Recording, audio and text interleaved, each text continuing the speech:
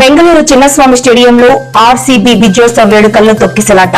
ఘటనలో 11 మంది మృతి, 47 మందికి తీవ్ర గాయాలు.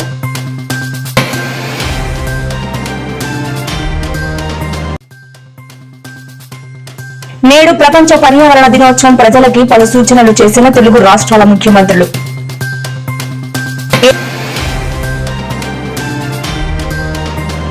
ఏపీలో రేపటి నుంచి మెగా డిఎస్సీ అభ్యర్థుల ఆవేదనలు పట్టించుకోవాలని మంత్రి నారా లోకేష్ కు షర్మిల విజ్ఞప్తి.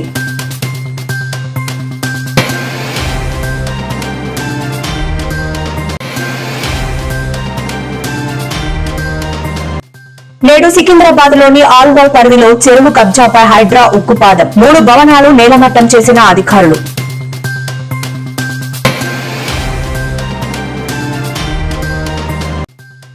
నేడు తెలంగాణ కేబినెట్ భేటీ, పలు కీలక నిర్ణయాలు తీసుకున్న రేవంత్ సర్కార్. బెంగళూరు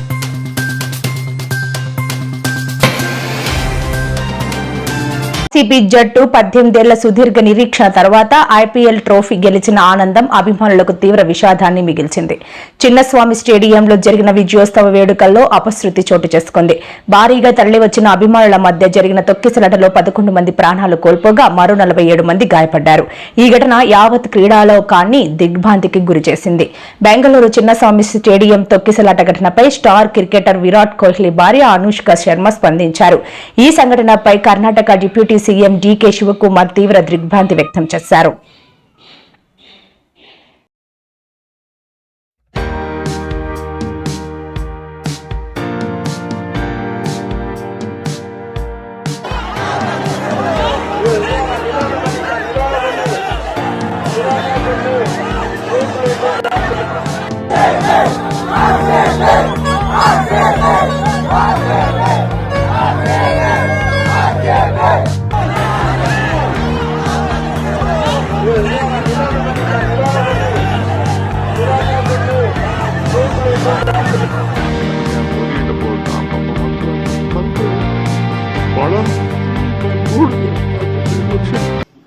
ಮಕ್ಕಳು ಎಲ್ಲ ಈ ರೀತಿ ಆಗಿದ್ದು ಏನು 10 ಜನ ನಾನು ನೋಡಿದ್ದೀನಿ ನನ್ನ ಕಣ್ಣಲ್ಲೇ. ಅದನ್ನು ಯಾವ ಫ್ಯಾಮಿಲಿನೂ ಡೈಜೆಸ್ಟ್ ಮಾಡ್ಕೊಳ್ಳೋಕೆ ಸಾಧ್ಯ ಇಲ್ಲ. ಪೊಲೀಸ್ ಕಮಿಷನರ್ ಅವರು ನನಗೆ ಇಮಿಡಿಯೇಟಾಗಿ 10 ಮಿನಿಟ್ಸಲ್ಲಿ ಕ್ಲೋಸ್ ಮಾಡ್ಸೋಕ್ಕೆ ಮಾಡಿ ಅಂತ ಹೇಳಿದ್ರು. ಇಮಿಡಿಯೇಟ್ ನಾನು ರಶ್ ಮಾಡಿದೆ ಅಲ್ಲಿಗೆ. ಪಾಪ ಅವ್ರು ಪೊಲೀಸ್ ಕಮಿಷನರ್ ಬಂದು ಹೇಳಿದ್ರು, ಇತ್ತಿರಿ 1-2 ಹೆಚ್ಚು ಕಮ್ಮಿ ಆಗಿದೆ, ಸ್ವಲ್ಪ ಇಮಿಡಿಯೇಟ್ ಆಗಿ ರಶ್ ಮಾಡಿ 10 ನಿಮಿಷದಲ್ಲಿ ಮುಗಿಸೋಕ್ಕೆ ನೀವು ಏರ್ಪಾಟ್ ಮಾಡಿ ಅಂತ ಅಂದ್ಬಿಟ್ಟು ಉಳಿಸ್ಕೊಂಡು ಹೋಗಿ ತಕ್ಷಣ ಅವರು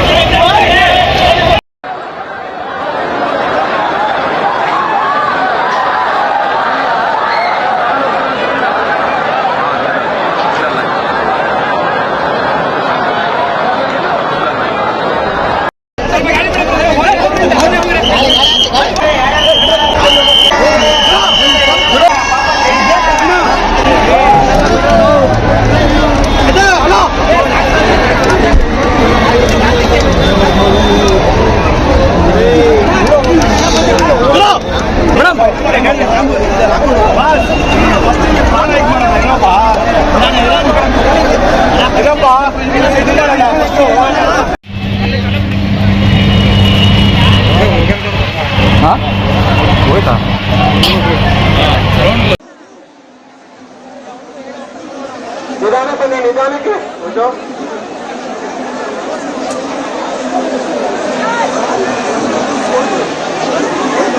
ನಿಮ್ಮ ಪ್ರಾಣಕ್ಕಿಂತ ಮುಖ್ಯ ದಯವಿಟ್ಟು ಚಾಲನೆ ಕಳ್ಕೋಬೇಡಿ. ಎಲ್ಲರಿಗೂ ಬಿಡ್ತಾರೆ.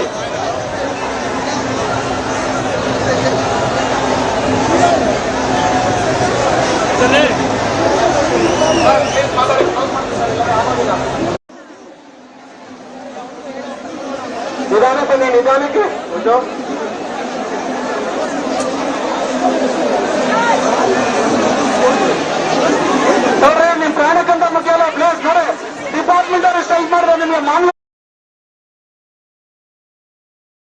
పర్యావరణ దినోత్సవం సందర్భంగా పర్యావరణ పరిరక్షణకు ప్రతి ఒక్కరూ కారోన్ముఖులు కావాలని ముఖ్యమంత్రి రేవంత్ రెడ్డి సీఎం చంద్రబాబు పిలుపునిచ్చారు.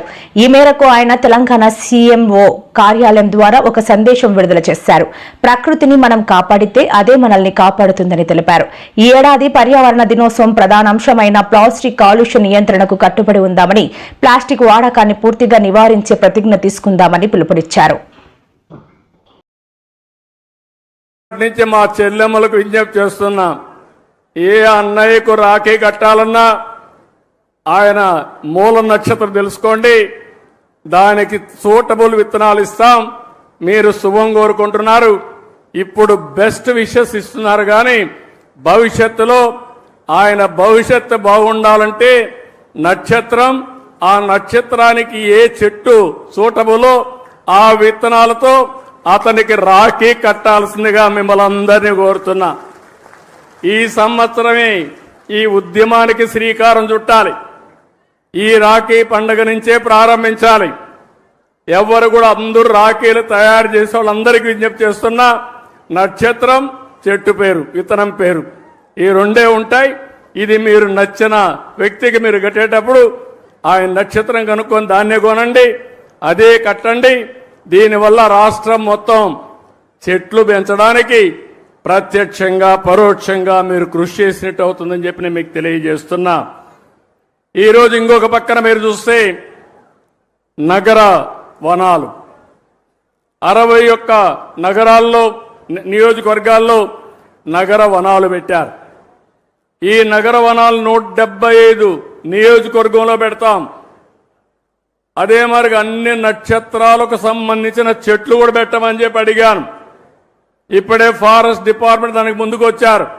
రాబోయే రోజుల్లో ప్రతి ఒక్క నగర వనాల్లో నక్షత్రానికి అనుకూలమైన చెట్లన్నీ ఉంటాయి. మీరు ఆ చెట్టుకు రాఖీ కట్టడం కానీ, నీళ్లు పోయడం కానీ, ఆ చెట్టును పెంచి పోషిస్తే మీ నక్షత్ర బలం బ్రహ్మాండంగా పనిచేస్తుంది. మీరు ముందుకు పోవాల్సిందిగానే మిమ్మల్ని కోరుతున్నా. గ్రామీణ ప్రాంతాల్లో మిమ్మల్ని అందరినీ ఒకటే కోరుతున్నాను, ఏదైతే ఇంత మునిపి వేస్ట్ కాంపోస్ట్ కింద కొన్ని సెంటర్లు పెట్టాం. ఇక్కడి నుంచి ప్రతి ఒక్క ఇంటి దగ్గర చెత్త కలెక్ట్ చేయాల్సిన అవసరం ఉంది. అందులో నుంచి ప్రోడక్ట్స్ అన్ని సెగ్రిగేట్ చేయాలి. ఏది కూడా వేస్ట్ కాదు, అన్ని రీసైక్లింగ్ ఉపయోగపడతాయి. ఈ రోజు ప్లాస్టిక్ ని మళ్ళా ప్లాస్టిక్ గాని ఇప్పుడే ఒక ఎగ్జిబిషన్ పెట్టారు. అనేక వస్తువులు తయారు చేస్తున్నారు. ఒక పక్క మన వరి నుంచి కూడా ఏదైతే వేస్ట్ ఉందో గడ్డితో కూడా కరెంట్ ఉత్పత్తి చేయడం, లేకుంటే బయోఫ్యూయల్ తయారు చేయడం అవకాశాలు ఉన్నాయి. ఈ విధంగా ఏదైనా పెంకులుంటే, సీసం ఉంటే మళ్ళా రీసైక్లింగ్ ఉపయోగించుకుంటాం. ఏవన్ మన కార్లకు ఉపయోగపడే వేస్ట్ ఏదైనా ఉంటే అలాంటి వేస్ట్ కూడా ఇంజన్లు గాని అవన్నీ రీసైక్లింగ్ ఉపయోగపడే పరిస్థితి వస్తుంది. దీన్నే సర్క్యులర్ ఎకానమీ అని పిలుస్తున్నాం. రాబోయే ఒక్క సంవత్సరంలో ఇవన్నీ కూడా డెమాన్స్ట్రేట్ చేసి ఆంధ్రప్రదేశ్ రాష్ట్రంలో ఏది వేస్ట్ కాదు, వేస్ట్ నుంచి సంపద సృష్టించే మార్గానికి అవసరమైన ఇన్సెంటివ్స్ ఇచ్చే బాధ్యత ఈ ప్రభుత్వాన్ని చెప్పి మరొక్కసారి మీ అందరికీ తెలియజేస్తున్నా. వైసీపీ నేత అంబటి రాంబాబుపై పోలీసులను బెదిరించినందుకు కేసు నమోదైంది. గుంటూరులో నిన్న వైసీపీ నిర్వహించిన వెన్నుపోటు దినం కార్యక్రమంలో పాల్గొన్న అంబటి రాంబాబుకు పోలీసులతో వాగ్వాదం జరిగింది. పోలీసులు నిరసన కార్యక్రమాన్ని అడ్డుకోవడంతో అంబటి రాంబాబు వారిపై ఆగ్రహం వ్యక్తం చేశారు. తీవ్ర పదజాలంతో విమర్శించారు. ఒకరినొకరు తీవ్రంగా నిందించుకుంటూ వేలు చూపిస్తూ ఘర్షణకు దిగారు. విధులకు ఆటంకం కలిగించారని పేర్కొంటూ పట్టాభిపురం పోలీస్ స్టేషన్లో అంబటి రాంబాబుతో పాటు మరికొందరు వైసీపీ నాయకులపై సెక్షన్ 353 కింద కేసు నమోదు చేశారు.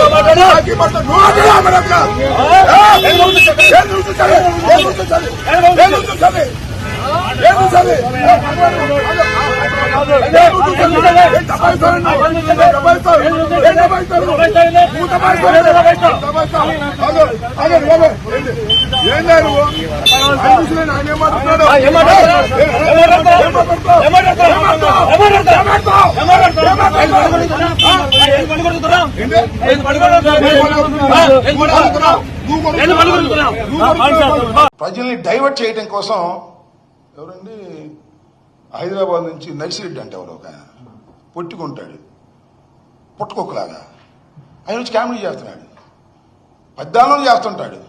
ఏమంటాడండి ఆయన? తెలంగాణలో ముక్కోడిపోయాడు, ఇక్కడ తెక్కోడిపోయాడంట. ఏం మాట్లాడుతున్నావు? ఏమయ్యా చంద్రబాబు నాయుడు గారు, నువ్వేమో నవ్వుకుంటున్నావా? ఏంటది? మొన్న కూడా అంతే, ఇక్కడ ఎమ్మెల్యేల వినోద కార్యక్రమాలప్పుడు కూడా జగన్మోహన్ రెడ్డి గారిని తిట్టడం, కింద నవ్వుకోవటం. ఇవాళ కూడా ఆ బుడంకాయ లాంటి నర్సిరెడ్డిని పిలిపించుకోవటం, ముక్కోడు తెక్కోడు ఆనందపడటం. ఏం మీ వల్లనేవా? మీ అబ్బాయి ఒక పిల్లోడు, నువ్వేమో బొల్లోడివి అని మేము అన్నాం కదా, అది సంస్కారమా? ఇలా మాట్లాడటం మొదలెడితే మాకన్నా ఎక్కువ మాట్లాడగలరా? తప్పు నాయన.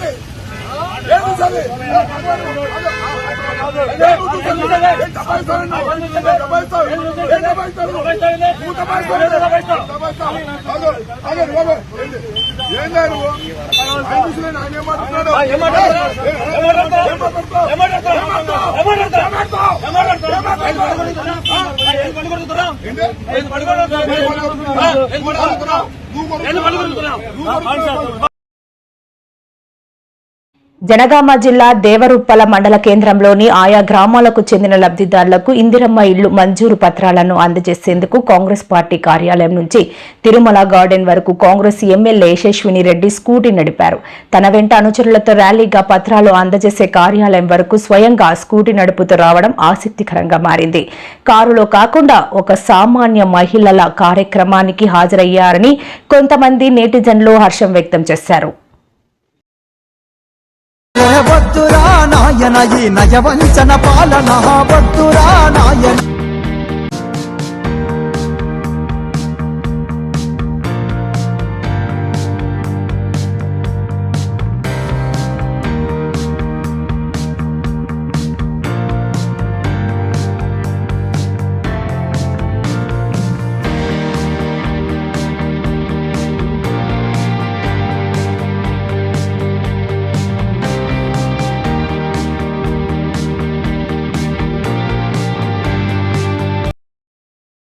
సికింద్రాబాద్ లోని ఆల్వాల్ పరిధిలో గల చిన్నరాయిని చెరువులో అక్రమంగా నిర్మించిన కట్టడాలపై హైడ్రా అధికారులు చర్యలు చేపట్టారు. హైడ్రా సిబ్బంది రంగంలోకి దిగి చెరువు భూమిలో అక్రమంగా చేపట్టిన 3 భవన నిర్మాణాలను కూల్చివేశారు. నిర్మాణదారులు అధికారులను అడ్డుకునే ప్రయత్నం చేయడంతో స్వల్ప ఉద్రిక్తత చోటు చేసుకుంది. గురువారం ఉదయం హైడ్రా సిబ్బంది భారీ బందోబస్తు నడుమ చిన్నరాయిని చెరువు వద్దకు చేరుకుని అక్రమంగా నిర్మిస్తున్న 3 నిర్మాణాలను యంత్రాల సహాయంతో నేలమట్టం చేశారు.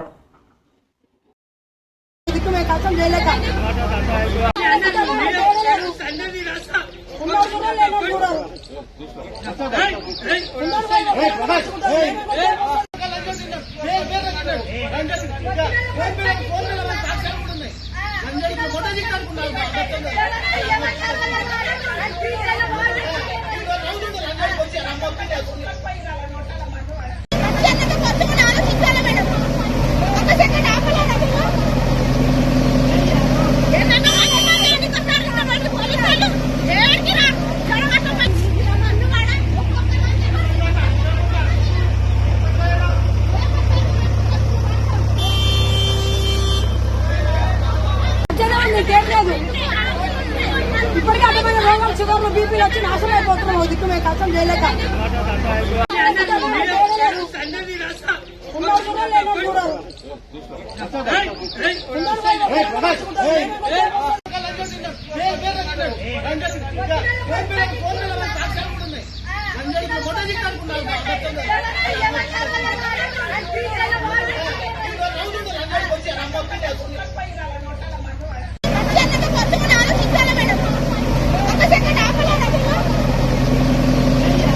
ఏంటన్నా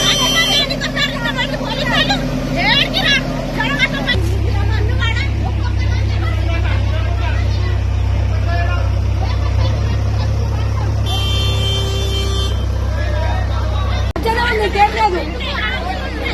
ఇప్పటికే అడ్డమైన రోగాలు షుగర్లు బీపీలు వచ్చి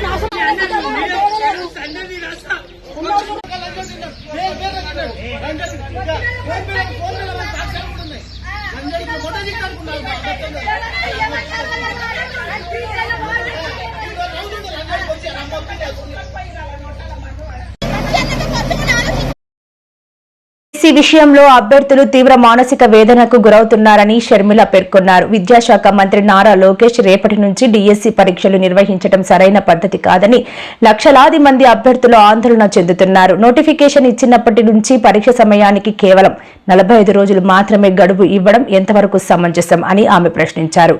ఇది మెగా డిఎస్సి కాదని అభ్యర్థులను మోసం చేసే దగా డిఎస్సి అని వారు వాపోతున్నారని షర్మిల తెలిపారు.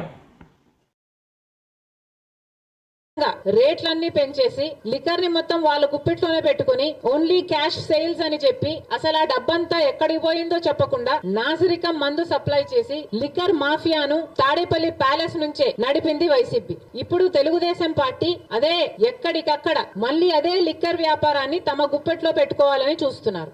డిఎస్సి నోటిఫికేషన్స్ విడుదల చేసిన తర్వాత కొన్ని లక్షల మంది అప్లికేషన్స్ చేయడం జరిగింది.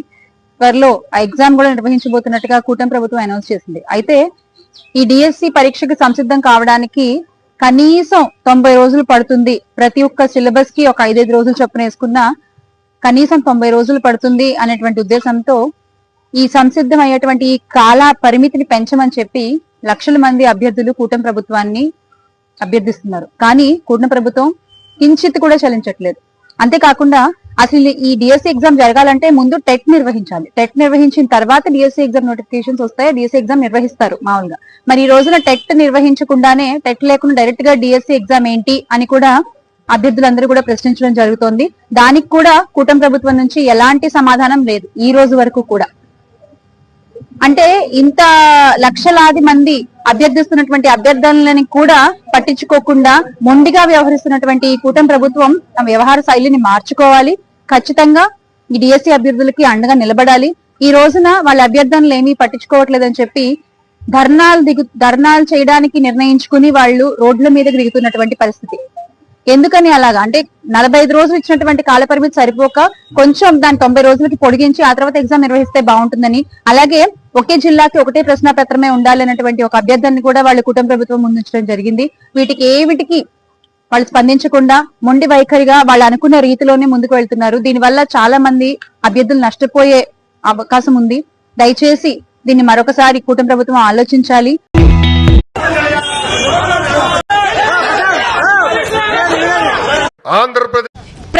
ప్రశ్నిస్తా అని చెప్పి మాతో ఓట్లు వేసుకున్నారు సార్. డిప్యూటీ మినిస్టర్ గారు పవన్ కళ్యాణ్ గారు ఇప్పుడు మీ ప్రశ్నించే గొంతు ఏమైపోయిందండి? పర్మిషన్ తీసుకోవాలా సార్ ప్రశ్నించాలంటే మీరు ఎవరిదన్నా? పర్మిషన్ తీసుకోవాలా సార్ ప్రశ్నించాలంటే మీరు ఎవరిదన్నా? మాకు అర్థం కావట్లేదు. ఇప్పటికే 3 చనిపోయారు. ఇంకొక అబ్బాయి కర్నూలు అబ్బాయి ప్రాణాపాయ స్థితిలో ఉన్నాడు. వీళ్ళందరికీ ఎవరు సార్ క్వశ్చన్ చేసేది? డిఎస్సి అభ్యర్థులు చచ్చిపోయిన వాళ్ళని తిరిగి బతికించగలరా అండి ఎవరన్నా సరే? మేమేమొచ్చి డిఎస్సి చల్లని నెంబర్లు ఇచ్చారు, వాటికి ఫోన్ చేస్తే ఎవరు రెస్పాన్స్ లేదు. ఈవెన్ ఎవరైనా ఫోన్ ఎత్తితే వాళ్ళు ఇష్టం వచ్చినట్టుగా మాట్లాడుతున్నారు. మీ అప్లికేషన్ నెంబర్ అంతా అని భయపెడుతున్నారు సార్ అందరినీ. ఎప్పటి నుంచో ఉంది.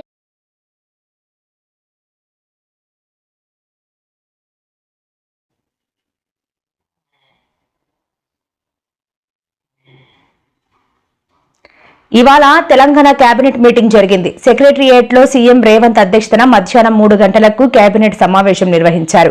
కేబినెట్ భేటీలో కీలక నిర్ణయాలు తీసుకుంటున్నట్లు సమాచారం. రైతు భరోసా తేదీ, కార్యాచరణ ప్రకటన, బనకచెర్ల కాళేశ్వరంపై ఎన్డీఏఎస్ఏ నివేదిక మీద ప్రధానంగా చర్చించనున్నట్లు తెలుస్తోంది. ఉద్యోగుల డిఎడ్ సమస్యలపైన డిస్కస్ చేసే ఛాన్స్ ఉంది. ఎడ్యుకేషన్ డిపార్ట్మెంట్ లో అడిషనల్ డైరెక్టర్ పోస్టు, ఇతర విభాగాల్లో 16 పోస్టులు, అడిషనల్ పోస్టులు, ఫ్యాప్సీకి పన్ను మినహాయింపు, హ్యామ్ రోడ్స్ తదితర అంశాలపై చర్చించనున్నట్టు సమాచారం.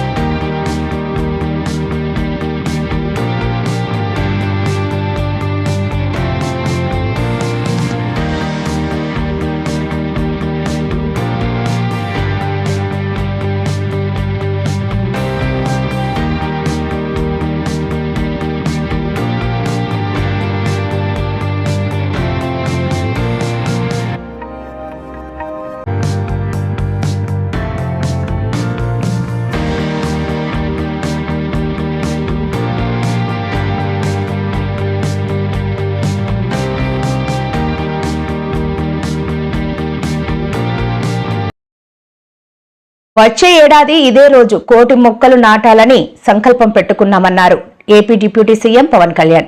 అమరావతి రాజధాని ప్రాంతం అనంతవరంలో ప్రపంచ పర్యావరణ దినోత్సవం వన మహోత్సవం కార్యక్రమం ప్రారంభమైంది. సభా ప్రాంగణంలో ఏర్పాటైన స్టాళ్లను పరిశీలించారు CM Chandrababu. Deputy CM Pawan Kalyan, కొంతమంది మంత్రులు, అధికారులు కూడా స్టాళ్లు పరిశీలించారు. ఈ సందర్భంగా ఏర్పాటు చేసిన కార్యక్రమంలో పవన్ మాట్లాడుతూ వచ్చే ఏడాది ఇదే రోజు 1 కోటి మొక్కలు నాటాలని సంకల్పం పెట్టుకున్నామన్నారు.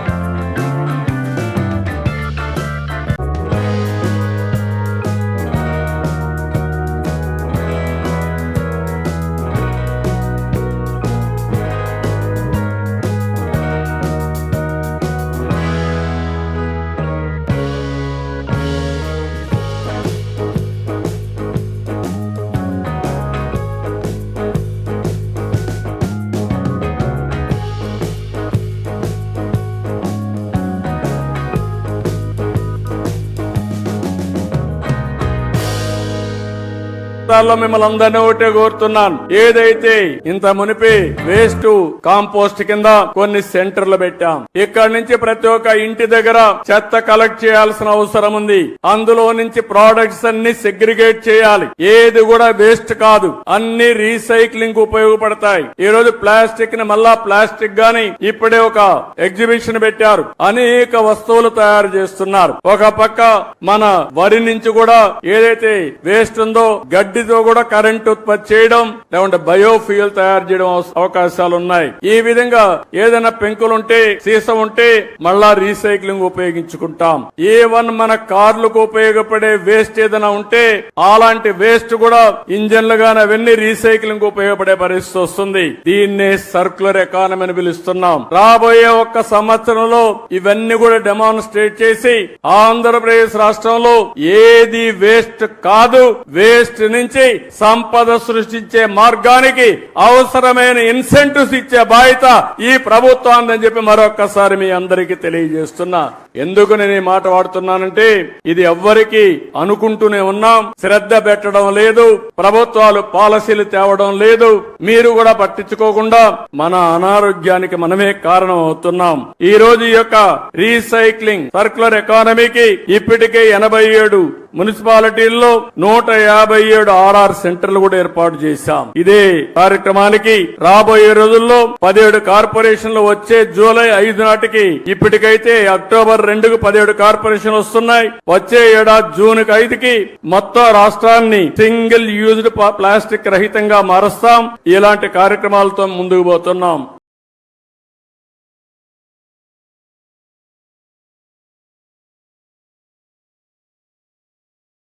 ఎర్రగడ్డలోని మానసిక వైద్యశాలలో ఫుడ్ పాయిజన్ ఘటనపై రాష్ట్ర ప్రభుత్వం సీరియస్ అయింది. ఆసుపత్రిలో ఆహార పదార్థాల సరఫరా కాంట్రాక్టర్ను తొలగిస్తూ ఆదేశాలు జారీ చేసింది. అంతేకాకుండా ఆర్ఎంఓ డాక్టర్ పద్మజను సస్పెండ్ చేసింది. ఎర్రగడ్డ మానసిక వైద్యశాలలో ఫుడ్ పాయిజన్ ఘటనలో ఒకరు మరణించగా చాలా మంది అనారోగ్యానికి గురయ్యారు.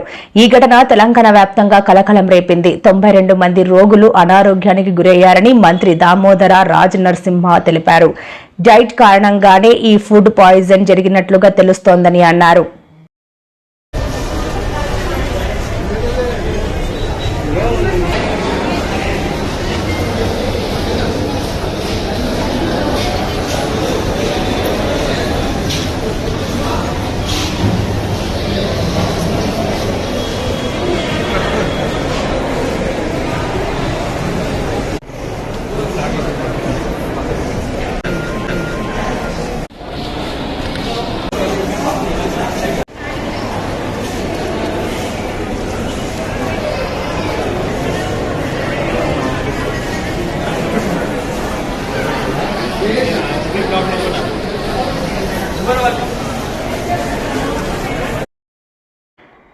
దేశంలో కరోనా వైరస్ కేసులు మళ్లీ ఆందోళనకర స్థాయిలో పెరుగుతున్నాయి. గత కొద్ది రోజులుగా తగ్గుముఖం పట్టినట్లు కనిపించిన మహమ్మారి ఇప్పుడు మళ్లీ విజృంభిస్తుండటంతో ప్రజల్లో భయాందోళనలు వ్యక్తమవుతున్నాయి. దేశవ్యాప్తంగా యాక్టివ్ కేసుల సంఖ్య గణనీయంగా పెరిగింది.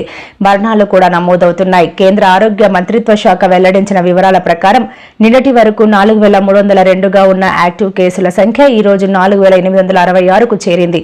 గత 24 గంటల్లో దేశవ్యాప్తంగా 7 కోవిడ్ కారణంగా మరణించారు.